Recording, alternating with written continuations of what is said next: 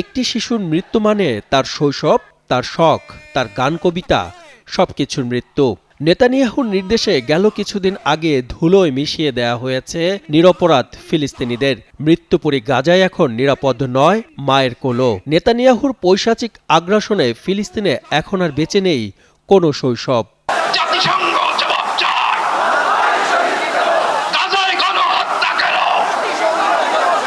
দ্বিতীয় বিশ্বযুদ্ধের পর কোনো সংঘাতে একসাথে এত শিশুর মৃত্যুর ঘটনা এটি প্রথম।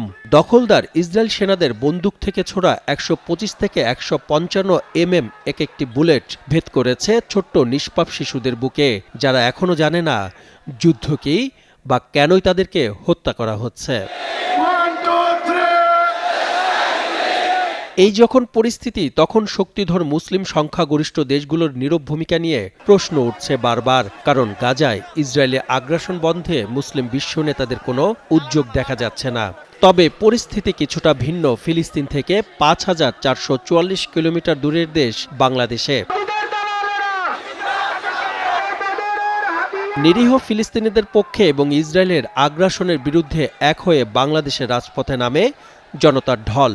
এ সময় ফিলিস্তিনের নিরীহ নারী, পুরুষ ও শিশু মৃত্যুর ঘটনায় ইসরায়েলের প্রধানমন্ত্রী বেনিয়ামিন নেতানিয়াহুকে গণহত্যার দায়ে আন্তর্জাতিক আদালতে বিচার ও ফাঁসির দাবিতে নানা রকম স্লোগান দেয়া হয়। লাখো জনতার কণ্ঠে একটাই আওয়াজ, ফ্রি ফ্রি প্যালেস্টাইন।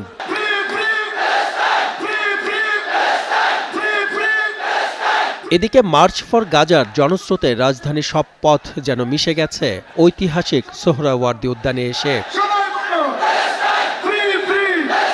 একই স্টেজে ওঠেন জনপ্রিয় ইসলামী বক্তা মিজানুর রহমান আজহারি, শায়খ আহমদুল্লাহ এবং এনসিপি নেতা হাসনাত আবদুল্লাহ।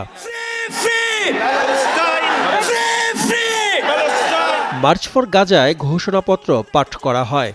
ঘোষণাপত্রে ইসরায়েলের সঙ্গে সব সম্পর্ক ছিন্ন করতে মুসলিম বিশ্ব নেতাদের প্রতি আহ্বান জানানো হয়। এছাড়া গাজায় ইসরায়েলি আগ্রাসন বন্ধের দাবিও জানানো হয়। একই সঙ্গে ইসরায়েলের প্রধানমন্ত্রী নেতানিয়াহু সহ এর পেছনের কুশীলবদের বিচারের আওতায় আনতে বিশ্ব নেতাদের আহ্বান জানান সমাবেশে উপস্থিত জনতা। একটি অঙ্গীকার করছি, এক, আমরা সকলে স্বতঃস্ফূর্তভাবে বয়কট করব প্রত্যেক সেই পণ্য, কোম্পানি ও শক্তিকে যারা ইসরায়েলের দখলদারিত্ব টিকিয়ে রাখে। ফিলিস্তিনে গণহত্যার প্রতিবাদে এই কর্মসূচিতে ইতিহাস সৃষ্টি করে এক মঞ্চে দাঁড়িয়েছেন বিএনপি, জামায়াত, এনসিপি সহ বিভিন্ন রাজনৈতিক দলের নেতাকর্মীরা।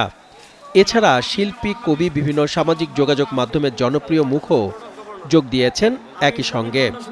ধর্ম, বর্ণ, দলমত নির্বিশেষে এক কাতারে সবাই যোগ দিয়ে সাহসী কণ্ঠে উচ্চারণ করেছেন, অবিলম্বে ইসরায়েলের গণহত্যা বন্ধ করতে হবে।